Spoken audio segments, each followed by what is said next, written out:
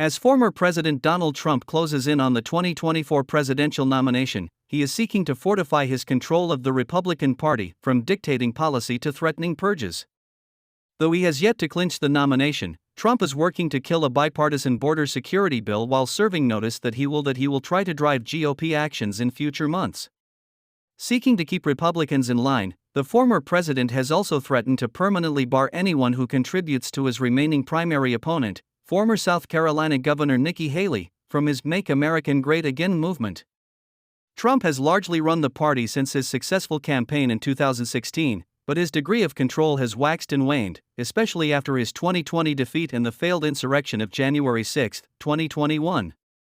Now he is trying to go further in flexing his influence, even as he still faces primary challenges in polls that show large groups of Republicans and moderate voters who are concerned with his 4 sets of criminal charges and other unprecedented hurdles in the 2024 campaign. Prep for the polls, see who is running for president and compare where they stand on key issues in our voter guide. You can declare that the Republican Party is never going to go back to those days of weak establishment candidates, Trump told supporters a day before his January 23 win in the New Hampshire primary, a follow-up to his victory in the Iowa caucuses.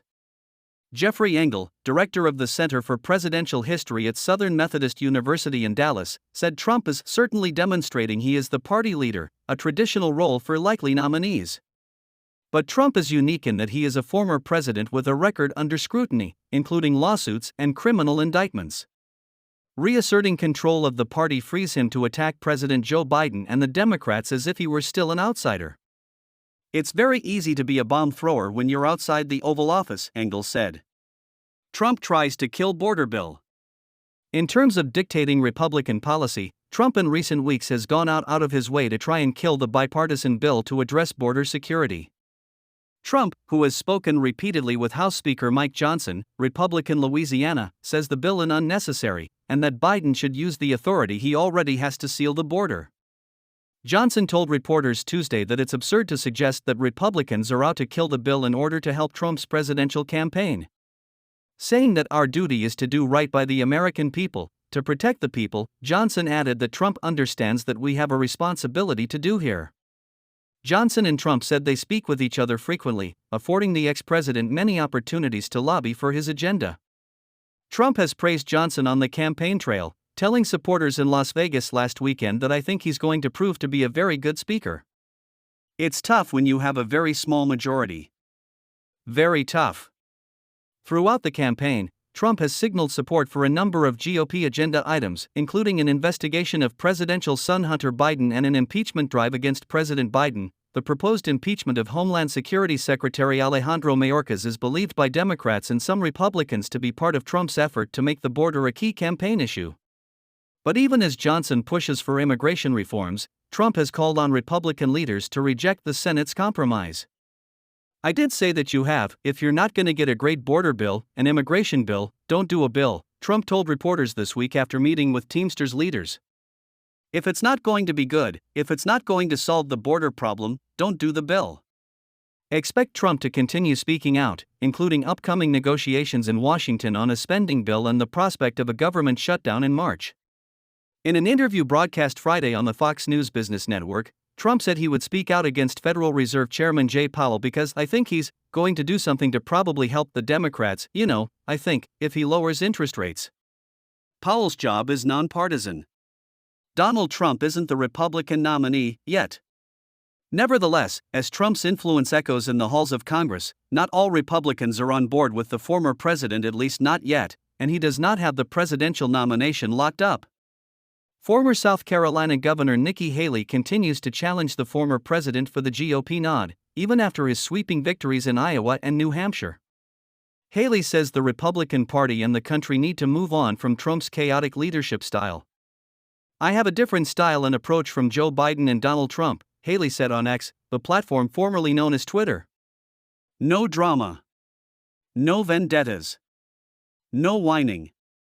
Just results.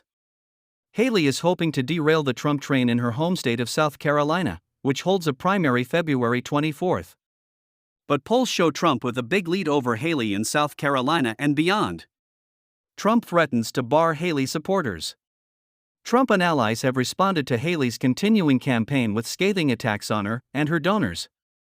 In a Truth Social post on January 24, the day after the New Hampshire primary, Trump said contributors to the Haley campaign will be permanently barred from the MAGA camp. Trump said, "We don't want them and will not accept them."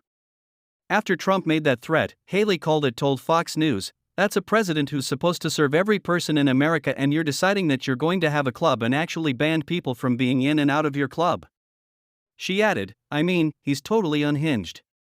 The Wall Street Journal editorial page, longtime bastion of conservatism, said Trump's idea of uniting the party appears to be to purge Republicans who are still skeptical of him. "Retribution is at the top of his mind," as he said when launching his campaign, said the Journal editorial page.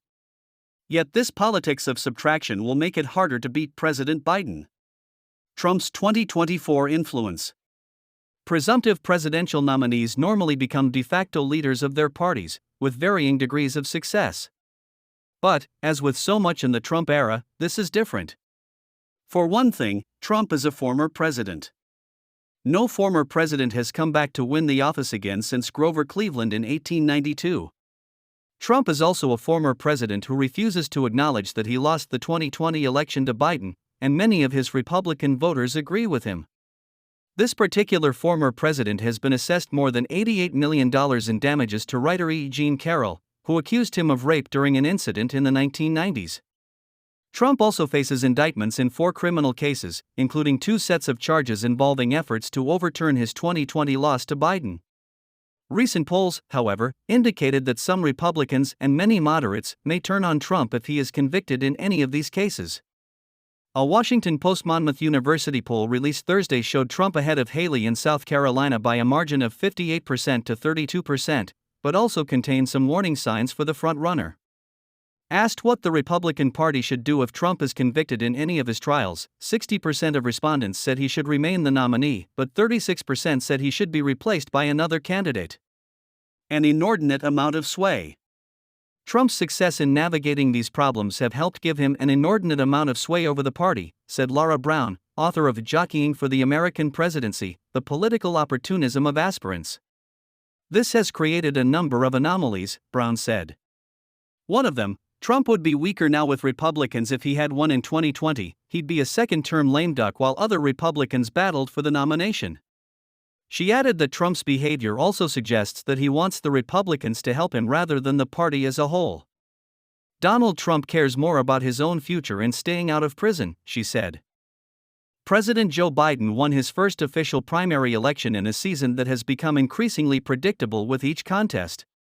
What does Biden's order against Israeli settlers mean, and why did he do it now? Biden and the